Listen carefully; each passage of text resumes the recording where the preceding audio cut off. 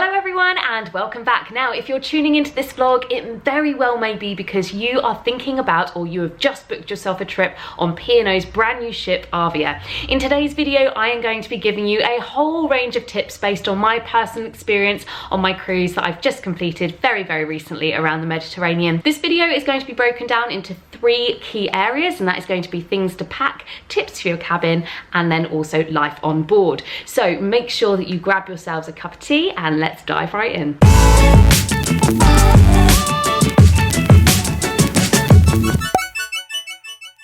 Now, all of these tips and tricks have been accumulated from my personal experiences on my most recent trip on Arvia. I sailed on her for 2 weeks around the Mediterranean, and do make sure you subscribe because the vlogs for that trip will be coming out next week. So make sure you hit that subscribe button so you don't miss out. If you're anything like me, you do like to make sure that you've got everything you need when you're packing for your trip. So I've compiled a little list of things that I think you need to make sure you bring on board with you so that you experience the best from your cruise on Arvia. Now, the first thing to make sure that you pack is a dressing gown. Now, I know that that might sound a bit silly, but I do love when I go to a hotel having a white fluffy dressing gown that I can get ready in for the evening. It just makes the whole thing feel a little bit more special. But as well as that, if you are lucky enough to be booking yourself a cabin with a balcony, then I would say that a dressing gown is absolutely crucial. Partly so that, you know, if you get back from, you know, sun lounging and all of that on the deck and you get back to your cabin and you just want to sit out in your swimming stuff a little bit longer, sometimes having that dressing gown, partly for privacy, but also it can be a little bit cooler sometimes up on the deck depending on what time of day it is, how windy it is. So the dressing gown not only gives you a little bit of privacy because those balconies are on show for all those walking around on deck 8 on the promenade, but also just to wrap up a little bit warm. I personally love to wear mine in the mornings. I'd come out, I'd still be in my pajamas, I'd get a cup of tea and I'd sit out with my dressing gown. So I would advise that you make sure you pack yourself a dressing gown. Now, if you forget, do not worry, P&O do sell them, but they do not come included in your room. I believe they are about £25 per dressing gown. I bought mine on a previous cruise, so I just make sure I pack it every time I go. Next up, make sure you bring those refillable water bottles. Now, across the decks there are loads of places specifically for filling up water bottles. I can think on each of the main decks, each of the public decks, there's definitely at least one. Quite often they're located in the atrium. So if you're by Vistas, if you're by Keel and Cow, or if you're by the Glass House, then there are some water bottle filling stations right by there, and then next to all of the key kind of public swimming pools as well. So in the Sky Dome there's 2 in the entrance, and if you go kind of to the Beachcomber Bar there's 1. It's a very slow one. Unless they fixed it, it was the worst water bottle filler station of them all, so I would avoid that one. But no, do make sure you bring your refillable water bottles. If you were to purchase water on the ship, it is £2 per bottle and they're 330 mils, unless you go to Brody's or the Clubhouse, in which case you get it in like a pint can. It looks like a can of beer. It's not, it's a can of water. So it's fairly expensive. It adds up if you know, ultimately you can just bring a really large bottle and have it for nothing. You probably have seen this in countless other cruise advice videos, but do make sure you're bringing those beach pegs to clip your towels down when you've got your sunbed, because it does get breezy up there. So having the towel pegs kind of just make sure that it isn't blowing away in your face when you're trying to relax and enjoy the sun. But also it's really handy for if you want to be drying your swim stuff. So again, it might be that you put this on the back of the chair, or if you have a balcony, you can clip it onto your chairs that are out on the balcony, and it will dry out in that Mediterranean sun or Caribbean sun. If you are traveling on Arvia as well, it will dry in no time. So those beach pegs are fantastic, and they just mean that your belongings aren't going to blow away. We also clip them onto the edges of tables as well. We found that really helpful. So beach pegs for sure. Now, we didn't use these, but magnetic pegs for the room are a really handy tip. We decided not to take magnetic hooks with us because we would have had to have bought them, but also there are quite a few hooks in the room. Off the top of my head there's 5. There's 2 on the back of the door to the bathroom, and then there's 3 on the wall just opposite the door to your bathroom, if you're going for a room like ours, which was just a standard balcony room. So that was more than enough hooks for us, but again, if you're someone who has maybe a full-length ball gown, the cupboard space in the wardrobe wasn't overly long. Now, I'm 5'2". I had a petite ball gown and it just about fit without dragging on the floor too much. However, if you're someone who's maybe a little bit taller than I am, it is quite likely that your dress won't necessarily fit in the wardrobe without dragging on the floor a little bit. So you might be able to fold it up, or I do know some people get the magnetic hooks that can kind of hang downwards as well, and they stick them onto the ceiling or the very, very top of the wall, and then you can have a nice uncreased dress for the formal nights. But yeah, do remember that the walls are all magnetic on a cruise ship and in your cabin, so you can use that to your own advantage. I know some people use magnets to like pin up the horizon each day as well. So there's a little tip. You've probably heard that one before, but I thought I'd include it anyway. I cannot recommend this one enough, and that is to pack yourself a snack cupboard. Now, it might sound silly going onto a cruise where you've got unlimited food at your fingertips for the cost of nothing, but having a crisp cupboard for us was life-changing on this cruise. We packed ourselves several bags of Share crisps, and we filled up a whole cupboard with some popcorn as well, and some like Maryland cookies and some chocolates. And it was just so great because it meant when we were getting ready in the evening, we could just like share a bowl of crisps together, and it was just really, really lovely. So I personally couldn't recommend this one enough. And you can also, you know, when you're in port, pick up bags of crisps as well. Crisps aren't really something that are readily available on the ship, so if that's something you really enjoy, do make sure you pack them. But yes, I really would recommend having that snack cupboard just so it's there, and you don't need to walk all the way to Horizon or the buffet, or go to the Sky Dome if you want to grab like pizza or anything like that. If you just want a quick snack, it's there in your snack cupboard ready to go. And then the final thing I would recommend making sure you pack is warm clothes. Now, this again might sound silly, because if you are doing the Mediterranean cruise, which I believe is sailing right now from Southampton to Southampton, you're like, but I'll be in the Mediterranean sun. Not necessarily. The first day of our cruise and the last day of our cruise were quite chilly. So I was in my jeans, a t-shirt, and I did have a jumper on at some points as well. It did warm up, but jeans were definitely the right thing to be wearing. And it was really interesting walking around the ship, because Ryan, my fiance, he said, we're the only ones in jeans. And I think it's because people just don't think that you need to pack some warmer clothes. But ultimately, you are sailing away from the UK, and the weather here isn't always great. So do make sure that you've just got one set of slightly warmer belongings so that you can pop them on. You can always get changed later in the day if it heats up, but I would say for those days where you're close to Southampton, have something a bit warmer so that you are feeling nice and comfortable on the ship.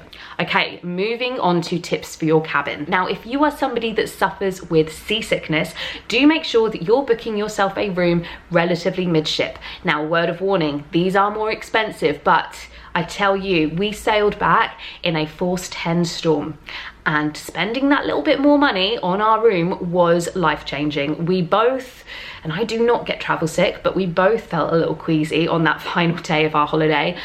So having the room more midship just made the whole experience far more comfortable. We were originally going to be right at the back, so I am just so grateful we paid to upgrade ourselves. Now, if you are wondering roughly how much that was, going right from the back of the ship to, we weren't full on in the center of the ship because we didn't want to be too close to the lifts either because of noise levels, but we were kind of more mid-aft, and it was about £300 increase over 2 weeks. So for us, that was infinitely worth it. Obviously, you've got to do what's right for you, but I would always advise trying to go near a midship if you can. One of the first things I would suggest you do is to make sure you get a breakfast room service relatively close to the start of your trip. What this means is not only do you get to chill in bed a little bit longer and someone bring you breakfast, but if you order cereal or you order tea and coffee, you will get a lovely metal jug filled with milk. And it might not sound like much, but then that means that you can have fresh milk with your tea and coffee every single day, rather than just with your ordered breakfast. And for me personally, having fresh milk with my tea is so much nicer than the kind of UHT milk sachets. Now, I hear you say, but Lorna, I could just go down to the buffet and get my own milk. Yes, you could, but what they don't have is little milk jugs for you to keep it in. We used a little metal water bottle to start with, but it wasn't ideal. So once we got the milk jug, it was so much easier, and we just kept that, and then we refilled it in the Horizon when we were ready for some more. But yeah, we then kept that jug in the fridge, and it was great. And my final tip for while you're in your cabin is that once you have packed all of your belongings away, I know it means it's at that awful time when the holiday is nearly over, but once you've packed all your belongings away, make sure that you put some towels over the hangers in your wardrobe, because otherwise those hangers are going to be rattling around while you're trying to get to sleep. But if you just string a towel through them, makes it so much easier. It kind of cushions them the way your clothes do. Okay, now moving on to life on board. Now, some of the things that I'm going to suggest very much suited my fiance and I. They may not be right for you, but I'm just going to tell you about our personal experience. Now, we found Arvia to be incredibly busy. We did sail at the start of the summer holidays. I'm a teacher. We can't go any other time of the year. So it was very, very busy. We did struggle to find sunbeds. I'm just gonna, you know, people are always worried about this. Yes, it was hard to find a sunbed. But what we learnt to do was work out when the busy times of the day were and when the quiet times were. And actually it gets really quiet at about 4 o'clock because most people do seem to want to eat earlier at kind of about 6-ish onwards. So we would chill out on our balcony during the day, and then at about 3, 4, we'd go find some sunbeds. And you know, if you're prepared to look, you will always find some. There was one day I went out and sunbathed on my own. Finding a sunbed, for one, the easiest thing in the world, because people will quite often leave a spare sunbed between them and the next party. So if you're just looking for yourself, it's so easy to find a solo sunbed. Finding one for 2, bit trickier, and then obviously the more sunbeds you're looking for, the harder and harder it gets. But as I said, at about 4, everybody goes. So we shifted our day back and we made sure that we were eating between 8 and 9 o'clock each evening, which we're early eaters. We didn't find to be a problem. We woke up later, we ate later. And then there was also the time difference as well. The clocks shifted forward an hour. So it all kind of felt like our natural eating time kind of anyway. So that would be one thing. If you're wanting a bit of quieter time on the decks, just eat a bit later and then you'll get to enjoy it on your own. On the topic of sunbeds, do make sure that you wander around the ship. Don't give up straight away. You will find somewhere to sit or lie down. Now, typically, yes, the chairs are far more free than the sunbeds. The sunbeds are the ones that are difficult to get. But what we found interesting was that the places that were busy on certain days weren't busy every single time. So, for example, some nights the Sky Dome swimming pool gets shut quite early because of performances that are going on. So the pool gets shut around 4 o'clock. This is all made very clear in your horizon. We did see some people getting a little bit upset about these pools being closed, but ultimately you're told about it in advance. So with the Sky Dome on those days, the Sky Dome was deserted. So there were a couple of days we sat in the Sky Dome for about an hour, and it was so warm and lovely because they put the roof over as well. So you didn't even have breeze or anything. It was great. And then there are other days where we hung out in the adults only area, and then we found a really nice table just outside the Sky Dome that just always seemed quiet for whatever reason. It was great. Got a bit of shade, a bit of sun. We sat, played cards, all sorts. We had a great time. So just wander the ship and don't get kind of obsessed with being in the exact same spot every time, because things change, places get busier some days and quieter other days. Along the lines of finding things when they're a little bit quieter would be, if you are looking for one of the professional photos on one of the formal nights, wait until the second formal night. So we went to the atrium on the first formal night and we were waiting for about 40 minutes and we didn't even move up one space in the queue. Now, maybe we were incredibly unlucky and the party that were having their photo taken were just having the most epic photo shoot. Actually, I lie. I think maybe 2 people got their photos taken during that time, but it did seem excessively long. But I was watching the other photographers in the atrium and everyone seemed to be taking the kind of same length of time, but also it was incredibly busy. So regardless of how long the photographers were taking, we were going to be waiting in line much, much longer on that first formal night. Fast forward to the second formal night a week later, and we waited about 5 minutes and we got our photo taken. And then actually we also went down to the cinema, which is where actually we ended up buying our photo, the photo that we chose to buy, and I'll just put it up here for you.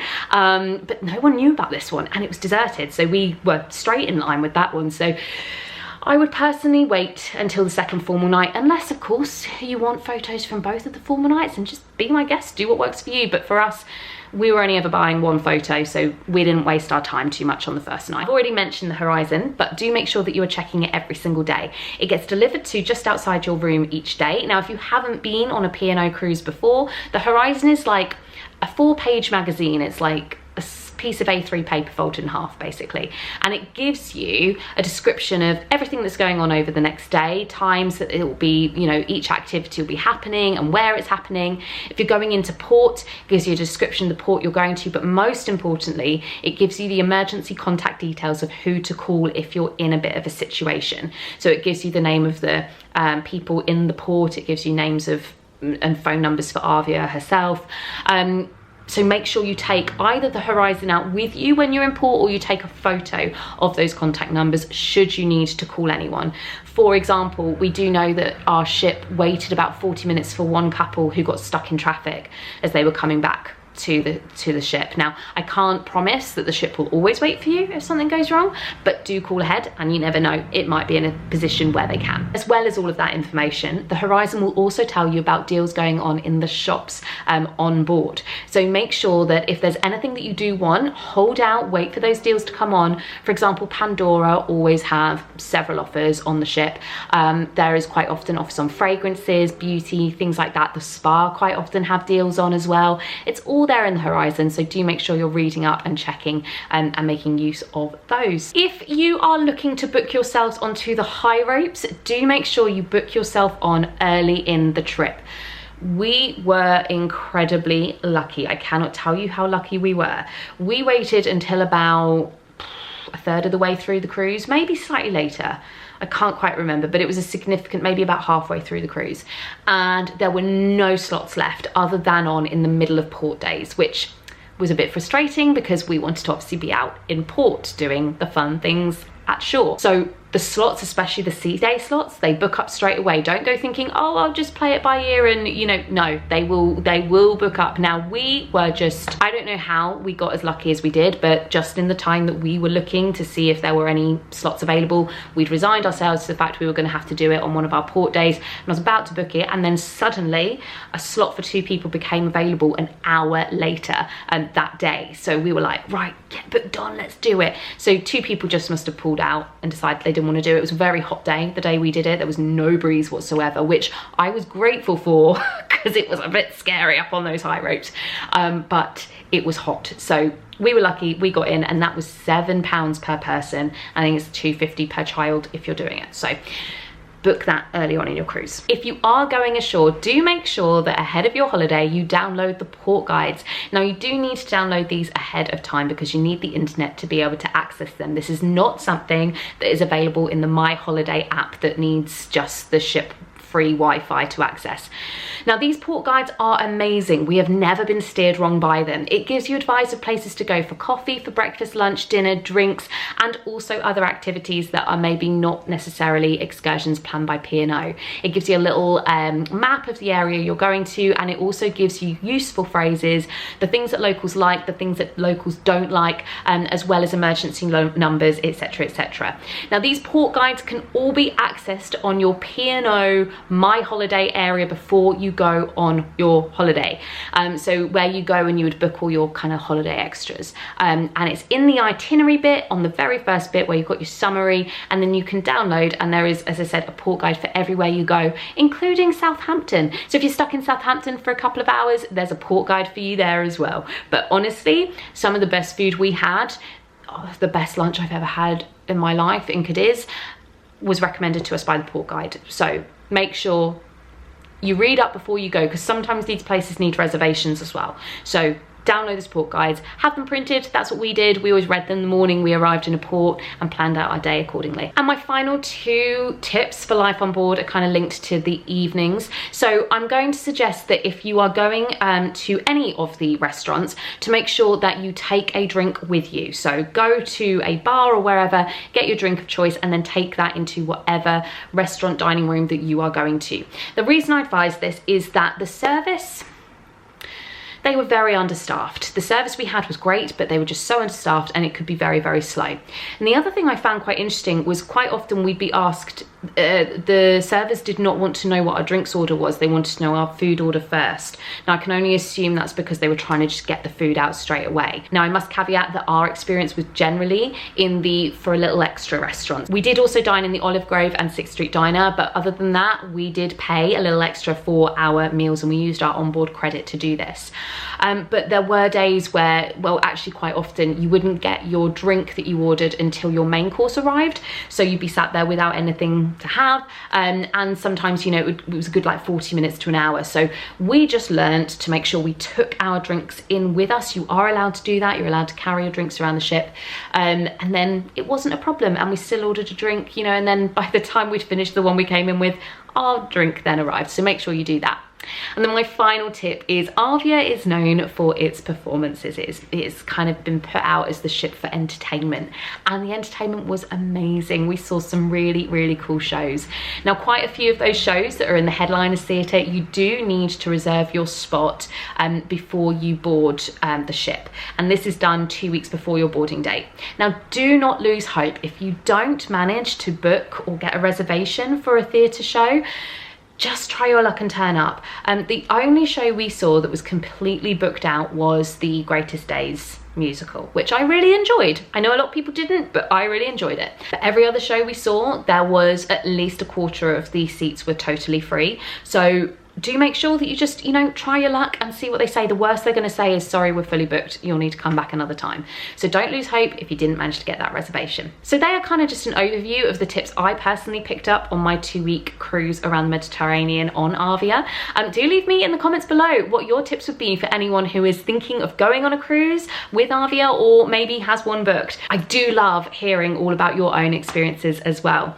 Now, if you've enjoyed this video, do make sure you subscribe, because next week and the following week I have my holiday vlog series from the trip coming up, so make sure you subscribe so that you don't miss out. But as ever, thank you so much for watching, and until next time, see you later.